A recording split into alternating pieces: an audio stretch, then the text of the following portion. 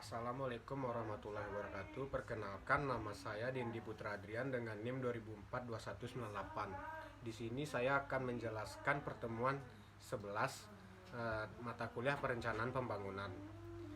Nah, yang pertama adalah perencanaan daerah dan penganggaran. Pentingnya penganggaran dalam perencanaan pembangunan. Penganggaran memiliki peran penting dalam perencanaan pembangunan karena menyediakan kerangka kerja finansial terstruktur untuk proyek-proyek tersebut. Dengan anggaran yang baik, sumber daya keuangan dapat dialokasikan dengan efisien, membantu dan memastikan kelancaran pelaksanaan proyek dan mencapai tujuan pembangunan secara optimal.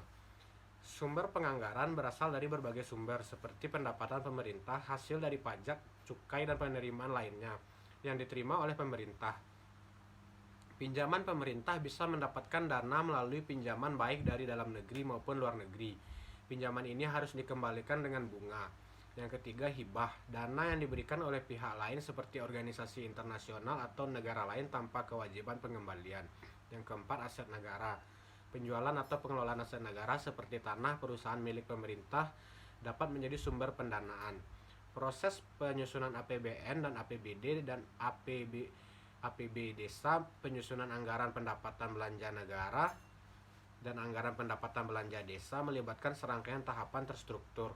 Yang pertama adalah perencanaan. Proses awal pemerintah menetapkan prioritas pembangunan dan kebijakan fiskal ini melibatkan identifikasi kebutuhan, perumusan program dan penetapan target. Yang kedua, pengumpulan data. Pemerintah mengumpulkan data ekonomi keuangan untuk sosial dan mendukung perencanaan ini menjadi estimasi pendapatan pengeluaran.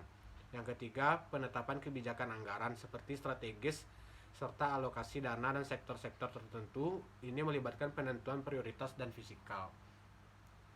Yang keempat, perencanaan rancangan anggaran. Proses ini di mana pemerintah menyusun dokumen rancangan anggaran mencakup rencana pendapatan belanja serta perhitungan surplus dan defisit.